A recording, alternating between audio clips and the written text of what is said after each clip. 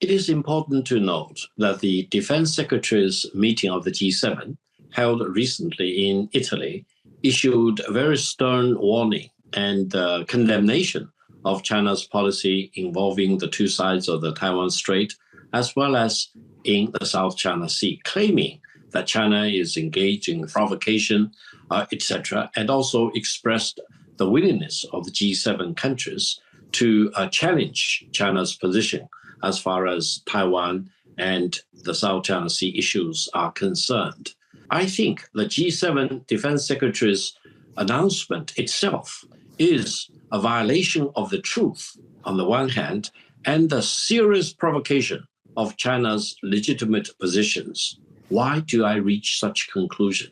First, all the G7 countries have established diplomatic relations, and I hope their defense secretaries will go back to the original document by which China and each and all of the G7 countries established their diplomatic relations.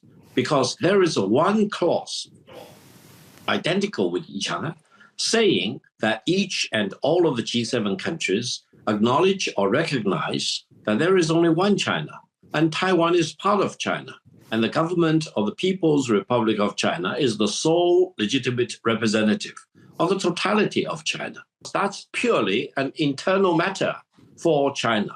Now, if they are really concerned about what China is doing recently, for example, as a result of the United Sword 2024B, then they should really muster all the courage they have, if they have any, to call for peaceful unification of China, rather than doing the wrong thing by continuously hollowing out the one China policy and giving the wrong signal to the separatists in Taiwan who want to push the edge of the envelope. They are condemning the wrong party. They should condemn Mr. Lai Ching-te and the separatists in Taiwan rather than condemning China for doing the right thing.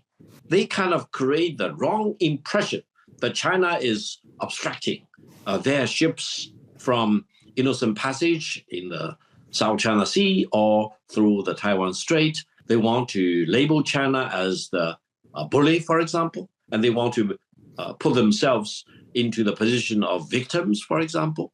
The reality is just the opposite. They are the bullies. They want to violate China's sovereignty and territorial integrity. The G7 defense ministers' falsehood, false accusation, confounding the facts, for example, involving the Taiwan Strait, involving the South China Sea, cannot fool mankind as a whole all the time. They may fool themselves.